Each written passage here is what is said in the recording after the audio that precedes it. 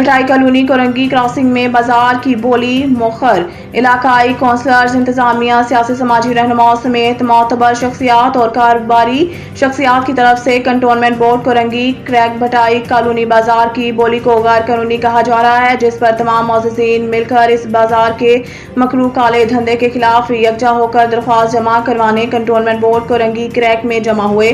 عارف عباسی، دانش عباسی، سعید شہزاد گیلانی، نوشاد تنولی، ملک عارفین، محمد عمران اور دیگر ساتھیوں نے حصہ لیا۔ درخواست متن میں کہا گیا ہے کہ علاقے میں غیر قانونی تجاوزات کو جنم دیا جا رہا ہے، عام عوام کی آمد و رفت متاثر ہو رہی ہے۔ اس کے علاوہ علاقے میں ایمرجنسی کی صورت میں اداروں کا جائب کنواں پر پہنچنا ناممکن ہو جاتا ہے۔ بازاروں کے نام پر گلیوں کوچوں میں ہتھیاروں نے ڈیرے جما رکھے ہیں۔ یاد رہے کہ ہمارا جہاں نیوز پہلے بھی کئی بار اس جانب اداروں کی توجہ دلانے کی کوشش کرتا رہا ہے، لیکن اداروں کے کان پر جوں تک نہیں رینگتی۔